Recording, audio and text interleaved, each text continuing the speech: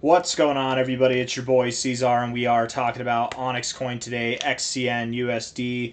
Hit that like button, you guys. Subscribe if you want to see more content like this, and let's get into it. It is the 15th of July, and here we are with 5 days and 23 hours left in the week here, sitting at about 1.9 cents, up 12% on the week already. Love to see it. Love to see it. On this daily time frame here, we are, 22 hours, 42 minutes left in the day, 1.938 cents there. Yeah, looking good. Doing exactly what we were expecting once you broke above this 1.7 cent area. Just moving on up, nice and casual. Volume's coming in. In fact, I wonder what was the volume like. I don't really wonder. I'm sure it will be over like 10%, 15%, something like that. Let's see. Got to figure it out. If it loads, it's just taking its sweet time.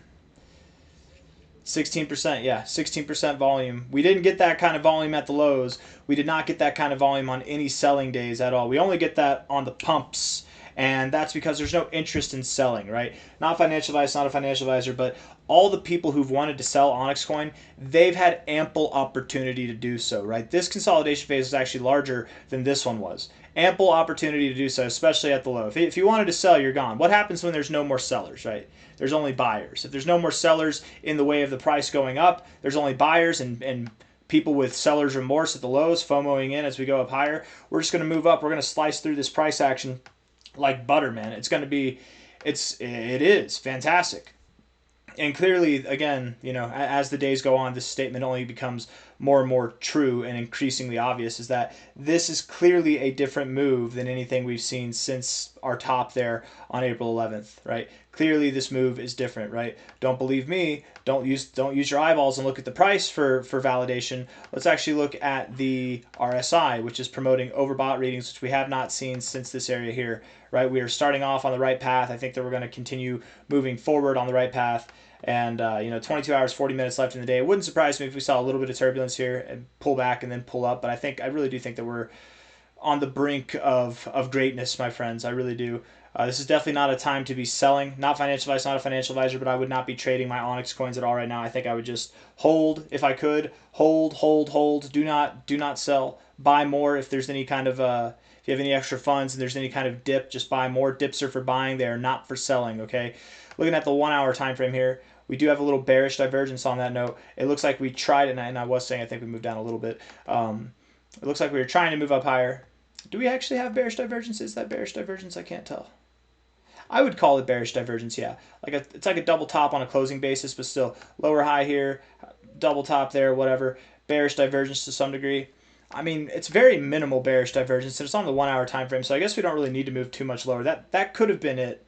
But it wouldn't surprise me, you've got this higher low kind of trend here. Wouldn't surprise me if we went down here, broke the trend, found support at prior resistance. People think that the diagonal line matters a lot, which it doesn't. And then we find support at the area that does matter, which is prior resistance right here at about 1.78 cents. Find support there, and then continue to rally. I think that today should be a good day, not just for OnyxCoin, but for the rest of crypto as well. As we move higher, I think things are going to get a little spicier, move up a little bit faster than they currently are, right? 1 hour RSI, even with the bearish divergence present, it is in a very bullish configuration. Very, very bullish indeed. The fact that you're getting overbought continuously and not getting oversold at all, it's nice to see. Volume is coming in where it matters, but here on this next attempt up that we just had, it didn't come in there. So, it's, to me, that says that, hey, we need to come back down, find support somewhere that makes sense. And to me, the most obvious area would be probably around here, around like 1.8 to 1.75 cents, something like that. That's my expectation, at least. Looking at this on the 4 hour time frame here, volume is increasing. Volume's coming in nice and well. We do have a little bit of bearish divergence on the 4 hour time frame as well. Lower highs here. Is it bearish divergence though? I don't know. It looks like it, but this was bearish divergence. It's not bearish divergence because this here, right? You had a lower high here. You even had the head and shoulders on the RSI. Lower high there. You had a higher high here. That was your bearish divergence. If this is bearish divergence, and it is, then this is automatically not bearish divergence because that high is above that high there. So no bearish divergence. We just have that look upon us. Maybe we come out of the overbought zone just a little bit, and then we continue to rip and run. I'm not too worried about it, but I wouldn't be surprised if today ended up closing above 2 cents. Any day now, guys, we're going to be up above 2 cents, and I think that today could be the day. The 15th of July might be the day that we do, in fact, close above 2 cents, 2.2 cents, right? I mean, that's pretty obvious at this point, being that we're at 1.93 cents right now. That's not like the most miraculous call on the earth, right? But on the face of this planet, but I still do think that it's a very strong outcome, strong possibility that we could see 2 to 2.2 cents today, if not certainly by the end of like tomorrow or something like that. Very, very, very, very soon this week. That's what we're going to be seeing. I don't know why I can't talk, man. High to low here. Golden ratio. Yeah. You got your golden ratio from the first time interacting with this high to low here, first time interacting with this area. You probably find support at the 0.5 or the 382. So either at 1.7 cents itself or 1.84 cents or somewhere in between. I like that 1.85, 1.8 cent area personally. 1 second, you guys. Let me just check on something real quick here. Hold on. Okay, and we're looking all right. Yeah, I think we're looking all right. Okay, cool. Anyways, sorry. Checking on something else. Daily time frame looks good. Getting overbought is good.